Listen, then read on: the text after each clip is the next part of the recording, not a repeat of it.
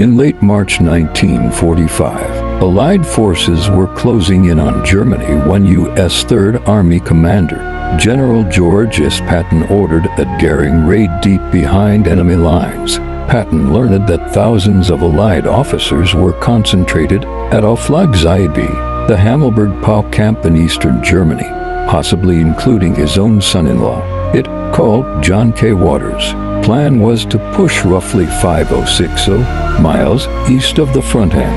***, liberate the POWs in Camp Oflag XIII-B***.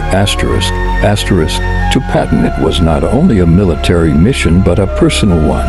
He had heard of recent raids in the Philippines and reportedly vowed to make MacArthur look like a piker by freeing prisoners in Europe. Despite warnings from subordinates, he moved ahead. "I have been nervous as a cat, as everyone but me thought it too great a risk," Patton confided in a letter. Few around him, from General Manton Eddy to Division Commander Creighton Abrams, believed the mission could succeed, but Patton insisted. Patton's motivation was a mix of duty and personal stake. Intelligence noted many American officers in Hammelburg, around 1,500 by March, and Waters was among them. Many historians suspect Patton knew Waters was there.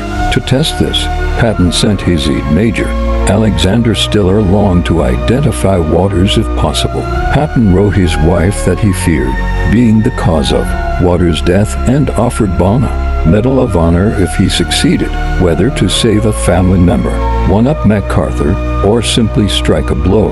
Patton launched Task Force Baum with great fanfare on March 26, 1945.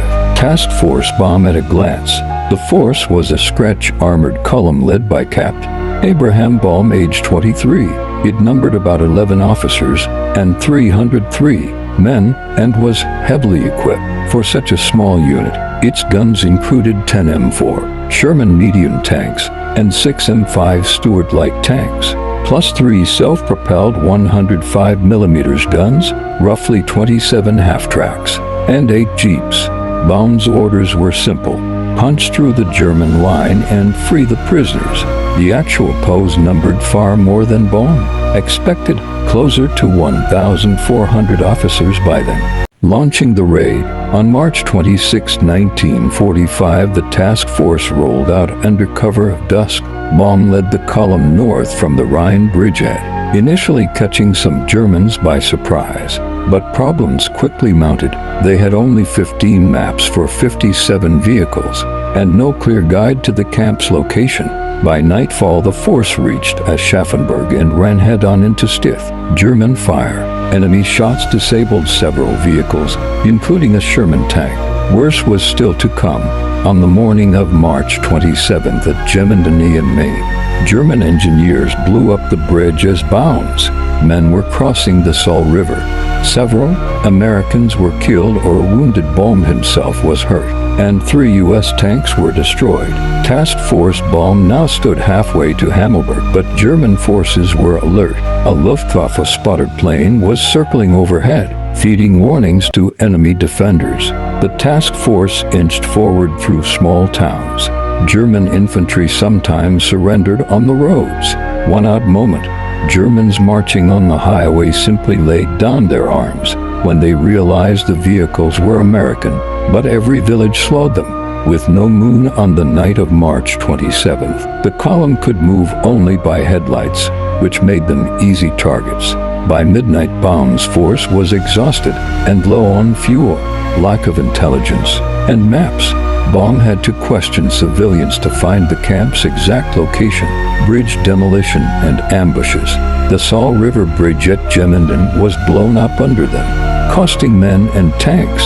Later, in the darkness west of the camp, German engineers laid lethal ambushes that destroyed several more tanks. Enemy reconnaissance.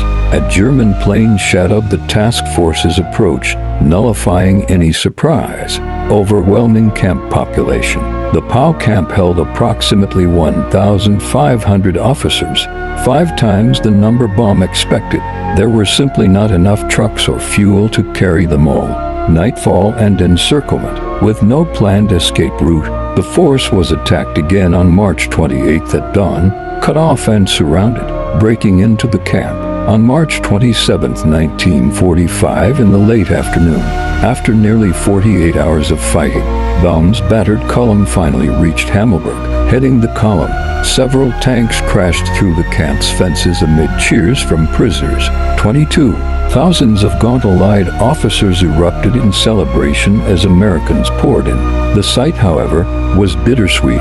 Baum soon realized the camp held far more men than his force could carry back. U.S. POWs were in terrible shape after the brutal winter marches, and many could barely walk. Their commandant, General Gunther von Gohl, had given orders for only token resistance to spare the prisoners.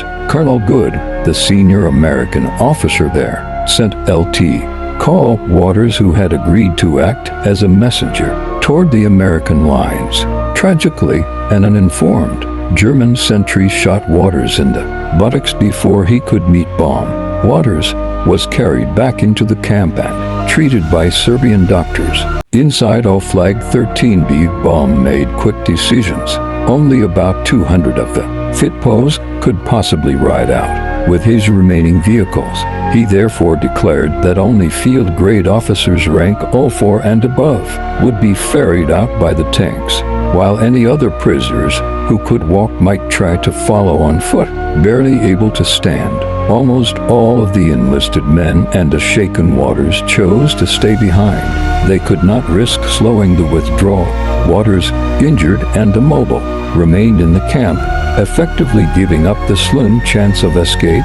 An M4 Sherman tank crashed through the barbed wire fence of Oflag XIII-B as Allied prisoners cheer its arrival April 1945. Baum's men had finally burst into the camp, but the joy was short-lived. A costly withdrawal, with the camp occupied, Baum immediately turned west to retrace the 50-mile journey home. At 8 p.m., the task force crawled out under cover of darkness, but the Germans were ready. Near the village of Hammelburg, a trap snapped shut, concealed. German infantry, including soldiers from the nearby combat school, ambushed the column with bazooka-like Panzerfausts. Several more Shermans were hit and abandoned. By midnight, only a handful of Americans remained in fighting shape. Low on fuel and ammo, Baum halted on a ridge at dawn, hoping to wait for daylight. At first light on March 28th, German forces that had encircled the ridge opened fire from all directions. Outgunned and exhausted, Baum gave the order to scatter and escape individually. The withdrawal collapsed in minutes. Nearly every soldier who did not run into the woods was captured. According to official tallies, only about 35 men of the roughly 300-man force made it back to Allied lines, while 26 to 32 were killed in action, and the rest were rounded up as prisoners at the very camp they had tried to liberate. All 57 tanks, half-tracks, and vehicles of Task Force Baum were lost. Baum himself slipped away into the woods, wearing civilian clothes to avoid capture, but was soon wounded and taken prisoner by German militia.